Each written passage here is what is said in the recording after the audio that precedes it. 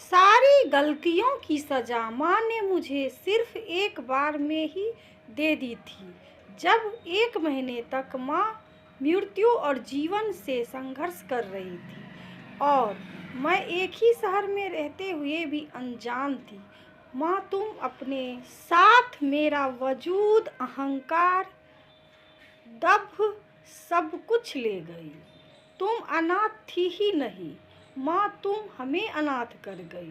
Phone की घंटी अचानक बज उठी। हर्ष की नींद टूट जाए इसलिए मैंने जल्दी से फोन मेरे हेलो कहते ही पापा का घबराया हुआ स्वर्ग उभरा।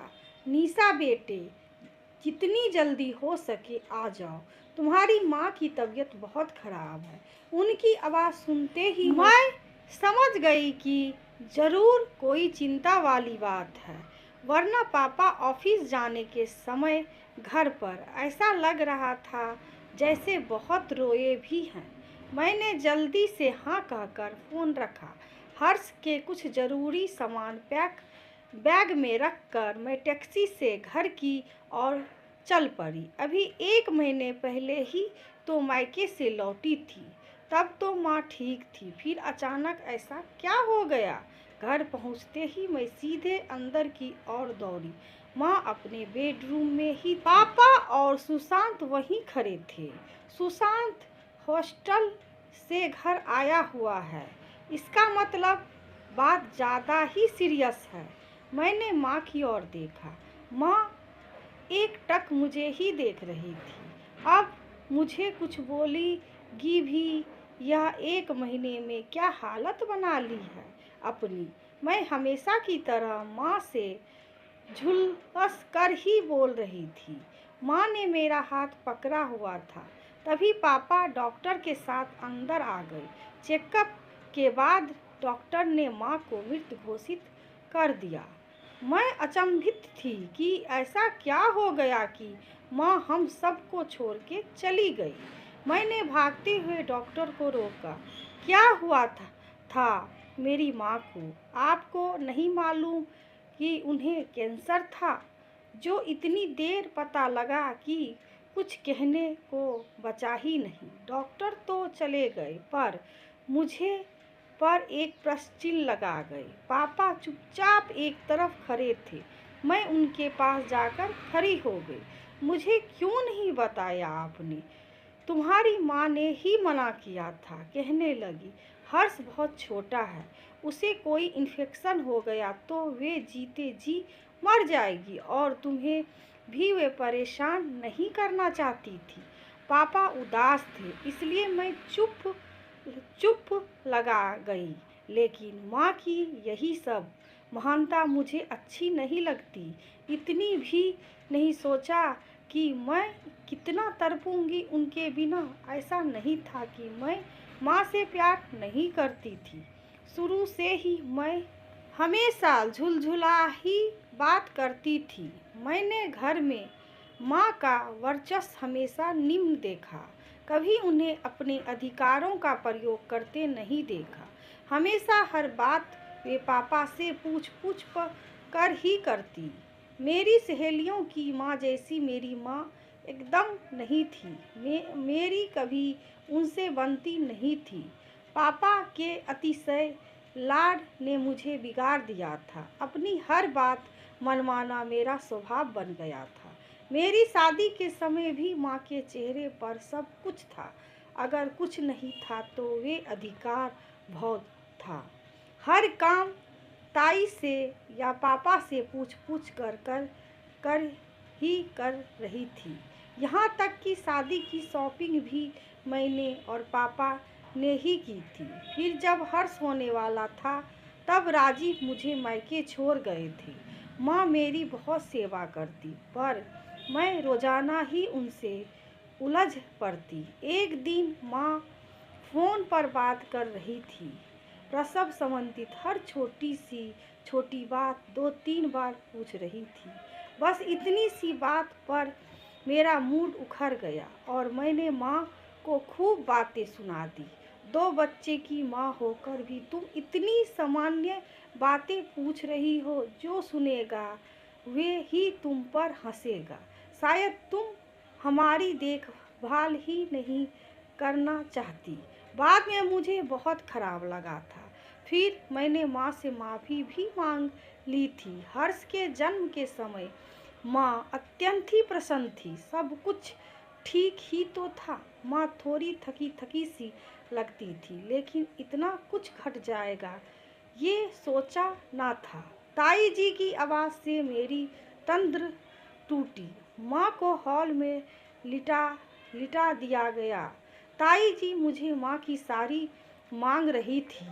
मैं दुखी मन से माँ की अलमारी में से साड़ी निकालने गई। एक सुखन लाल रंग की साड़ी हाथ में आई। कई बार माँ को यह साड़ी करवा चौथ पर पहनते देखा था। मैंने वही निकाली। तभी साड़ी में से एक डायरी निकलकर मेरे पैरों के पास गिरी। माँ की अलमारी से डायरी मिलना घोर आश्चर्य था, क्योंकि मैंने माँ को कभी पढ़ते लिखते नहीं देखा था। पढ़ने की उत्कंठा चरम सीमा पे थी, पर समय अनुकूल नहीं था। इसलिए डायरी अपने कमरे में रखकर मैं पुनः हॉल में आ गई। फिर जैसे सब कुछ यंत्रवत होता गया। माँ का पार्थिव शरीर अंतिम क्रियाक्रम के लिए ले जाया गया। राजीव मेरे साथ ही थे। हर्ष को उनके पास सुलाकर मैं चुपचाप डायरी लेकर बालकनी में बैठ गई। डायरी का हर पृष्ठ जैसे मोती के अक्षरों से भरा था। ऐसा लगता था जैसे ये डायरी ही माँ की सहेली हो। पहले पन्ने पर मम्मी पापा की शादी की तारीख बनी थी। माँ ने वहीं से लिखना शुरू किया था। आज मेरी शादी है। पता नहीं कैसे लोग होंगे। मैंने तो आज तक परिवार नहीं देखा। क्या मैं विवाह के बाद की जिम्मेदारियों को निभा पाऊंगी? जब से होश संभाला, खुद को अनाथ आश्रम में ही पाया। वार्डर वार्डर दीदी के आदर्शों का पालन किया। अधिकार प्रयोग करने से डर लगता है। फिर कुछ पन्ने खाली थे। उसके बाद माँ ने फिर लिखा, दीपक बहुत अच्छे इंसान हैं। इतने अच्छे कि सुहागरात के दिन ही निशा और सुशांत का दायित्व मुझे सौंपते हुए कहा, मैं चाहता तो किसी भी लड़की से विवाह कर सकता था, पर माँ विहीन तुम इनकी तकलीफ़ों को बेहतर समझोगी, इसलिए तुमसे शादी की। सुमन, मैं अब पिता नहीं बनना चाहता। मैंने भी मुख्य सहमति दे दी थी। मुझे तो कुछ समझ नहीं आ रहा था, लेकिन अगर आगे नहीं पढ़ूंगी तो माँ का इतना बड़ा राज हमसे छिपा था। निशा और सुशांत बड़े हो गए हैं। सुशांत हॉस्टल चला गया है। निशा की शादी में बड़ा अरमान था कि शॉपिंग करूं, पर दीपक ने कहा, तुम्हें अनुभव नहीं है, रहने दो। मन हुआ कि कहूँ, मुझे तो बच्चे पालने का भी अनुभव नहीं था। फिर भी आपने मुझे शादी तो की ना। निशा मुझमें बड़े घर की औरतों के हाव भाव ढूंढते हैं।